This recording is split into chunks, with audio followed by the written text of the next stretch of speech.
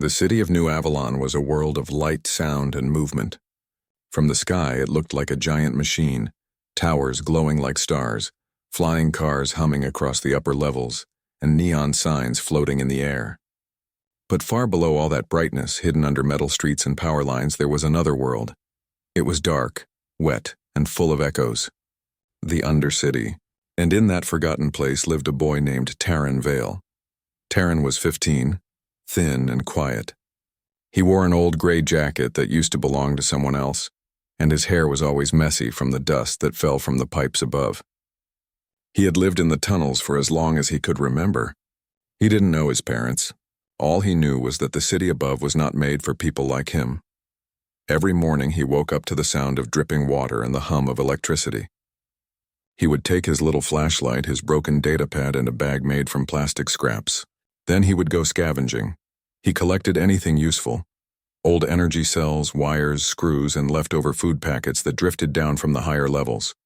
Sometimes he sold them to the old mechanic named Darrow, who ran a small shop near the lower vents. Darrow always said the same thing to him: "Keep your head low, boy. The world above doesn't see us, and that's a blessing." Taryn would nod and go back into the tunnels. He was used to being unseen. That night, the storm came early. Rain poured through the cracks of the city, turning the tunnels into rivers of silver water. Taryn hid under a large metal beam, waiting for the storm to calm. Then he heard it. A strange sound. It wasn't the usual noise of dripping pipes or rattling vents.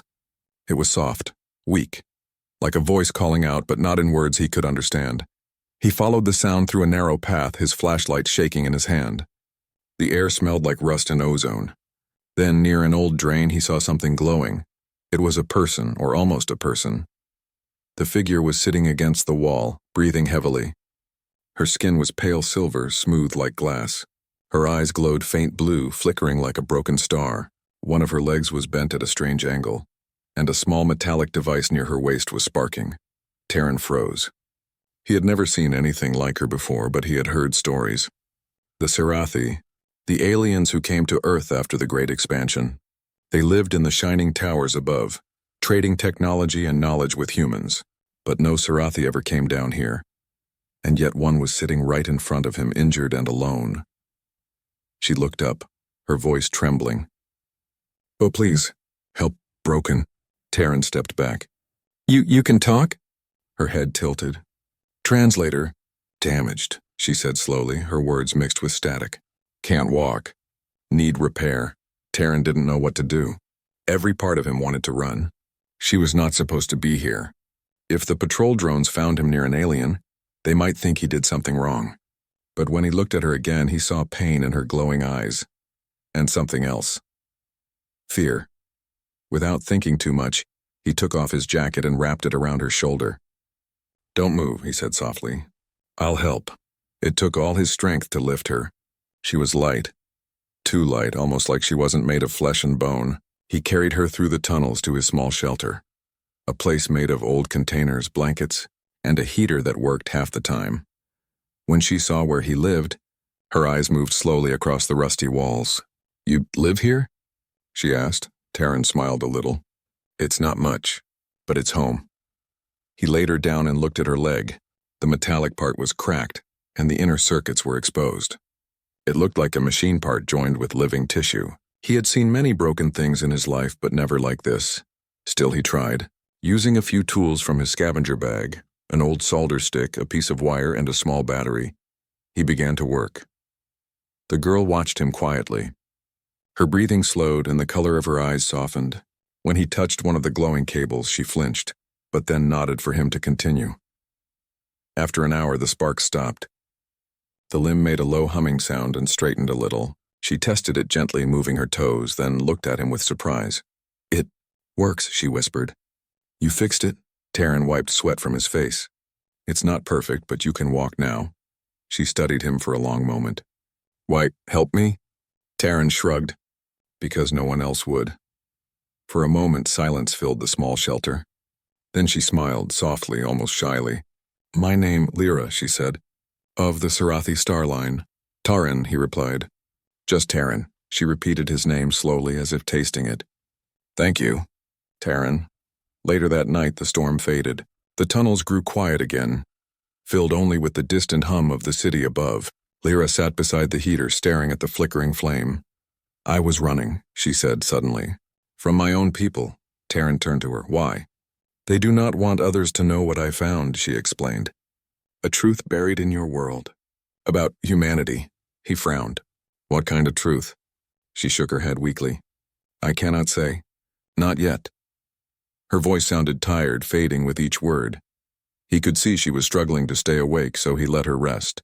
He turned off the light and sat near the door, listening to the quiet flow of water. For the first time in a long while, he didn't feel completely alone, but peace never lasted long in the Undercity. Just before dawn, Taryn woke to a soft beeping sound. It was coming from the small translator device on Lyra's arm. The light was blinking faster and faster. "What's that?" he asked. She opened her eyes suddenly. "They are close." Taryn stood up. "Who?" Before she could answer, a deep mechanical hum rolled through the tunnel. The walls trembled slightly.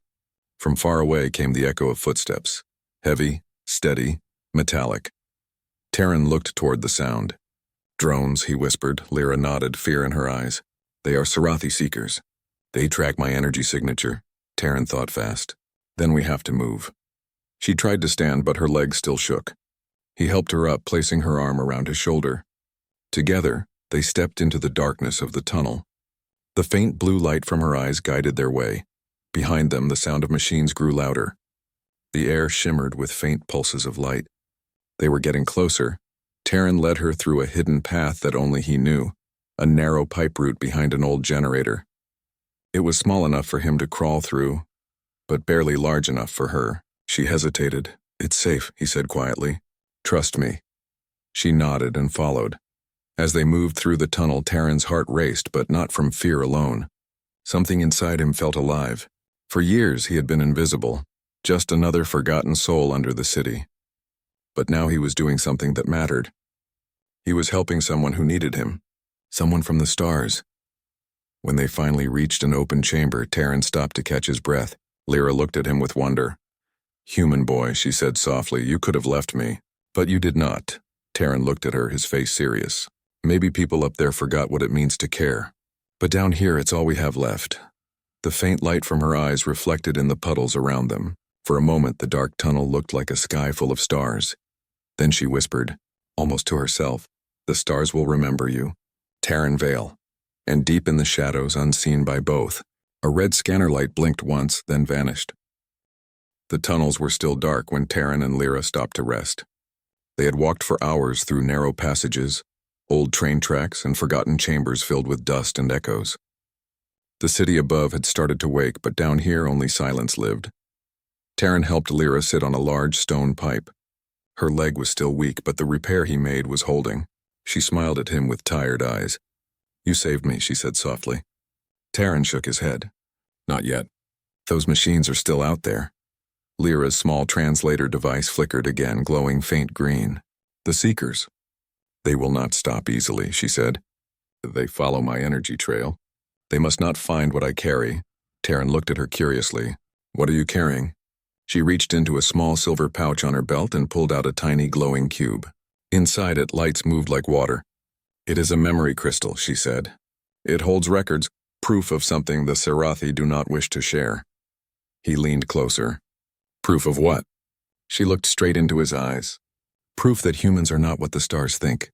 Taryn frowned, confused. "What do you mean?" "The Sarathi came to your world because we believed humans were simple, emotional beings," she said slowly. "Our leaders thought your kind could never rise beyond chaos. But this," she lifted the crystal, "holds data that shows how humans adapt faster than any known species. Your minds, your hearts, they grow stronger and struggle. You evolve not by control but by courage." Taryn didn't know what to say. He had always thought people like him were forgotten. Now this alien girl was telling him that humanity was something special. He gave a small smile. "Guess we're hard to get rid of." Lyra smiled back. "That is exactly what they fear." Suddenly, a soft humming sound filled the tunnel. Lyra's translator beeped sharply. She looked at it, her face turning pale. "They are near," she whispered. Taryn's heart started to race. He looked around quickly, thinking, The tunnel they were in led to an old subway control room. He had explored it before while scavenging.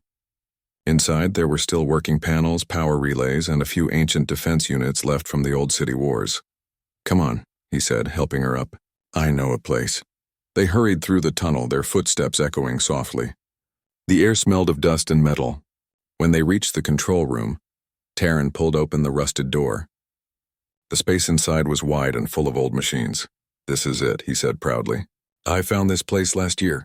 Nobody comes here anymore." Lyra looked around in wonder. "These systems, they are human-made?" "Yeah, from before the Scifi came," Taryn said. He touched a broken screen and it flickered faintly to life. "I used to come here to listen to old radio sounds. But maybe we can do something better today." Lyra stepped closer, her glowing fingers brushing over the control panels. "These circuits are primitive, yet beautiful," she murmured. "They still hold power." Taryn nodded. "The old relays are linked to the upper power grid. If I can connect them to your crystal, maybe we can send your message somewhere." She looked at him in surprise. "You would help me send the data?" He smiled. "Why not? You said the stars should know the truth about us. Maybe it's time they do." Lyra watched him work. He connected wires, turned old switches, and even used pieces from his scavenger bag to fix broken ports. It was not easy, but Taryn's hands were quick and sure. He had learned how to repair things just by surviving. "You have skill," Lyra said quietly. "In the stars they would call you an engineer." Taryn laughed a little. "Down here they just call me lucky." A few minutes later, the panels began to glow brighter. The hum of energy filled the air. "It's ready," Taryn said. Lyra placed the crystal into the socket. The lights around them shifted to soft blue. A beam of light shot upward, forming strange patterns in the air. Symbols, faces, stars. It looked like a living dream. "This is the memory of your kind," Lyra said in awe. "Your history, your hope, your kindness. It must be seen." But before they could finish, the ground trembled. The old walls shook slightly. Taryn heard the same deep metallic sound again, closer this time. "The Seekers," Lyra whispered. "They found us." Taryn looked around. "Then we need to finish this fast." He pressed a few buttons, rerouting the energy through old relay wires. Sparks danced across the panels and the light beam grew stronger. The tunnel walls reflected with silver light as if the whole underground world was waking up. The machines outside grew louder, searching, scanning. But inside the control room, the human boy and the alien girl stood together in the light. Lyra's eyes shimmered. "They will not understand this. They do not understand why you helped me." Taryn looked at her calmly. "Maybe they don't need to. Maybe it's enough that we do." The signal finally reached its peak. Lyra touched the beam with both hands, closing her eyes. "It is done," she whispered. "The message has gone to the Scifi fleet. They will see what I saw." For a few seconds, nothing happened. Then from somewhere far above, the city lights flickered. A faint tremor ran through the metal ceiling. Taryn looked up. "What's that?" Lyra smiled faintly. "The beginning." When they stepped out of the control room, the tunnels were quiet again. The sound of the Seekers had stopped. The air felt lighter, almost peaceful. "What happened to them?" Taryn asked. Lyra listened for a moment. "The signal carried a command," she said softly. "When my people saw the truth, they ordered the Seekers to stand down." Taryn's eyes widened. "So they know now?" "Yes," she said. "They know that a human boy in the sewers saved one of their own. That humanity still has light even in its darkest places." Taryn didn't know what to say. He just smiled, feeling a strange warmth in his chest. Later that day, the storm above the city cleared. The clouds broke apart, revealing a clear blue sky. The sunlight reached down through the vents of the upper levels, shining into places it had never touched before, even the old tunnels where Taryn lived. People in the higher city stopped to look up. The sky was filled with something beautiful, Scifi ships hovering quietly. They were not attacking or patrolling. They were projecting light, a message written in many languages across the clouds. Humanity endures not by power, but by heart. Everyone could read it, even those who could not understand the alien symbols. The message glowed like a promise. Far below, in the Undercity, Taryn watched the message through a crack in the ceiling. Lyra stood beside him, her eyes reflecting the golden light. "You did it," Taryn said. She shook her head. "We did it." He looked at her, unsure what came next. "Will you stay?" Lyra hesitated. I must return. There are others who need to hear what I learned. But I will come back one day. Taryn nodded slowly. I'll be here. She smiled gently. I know.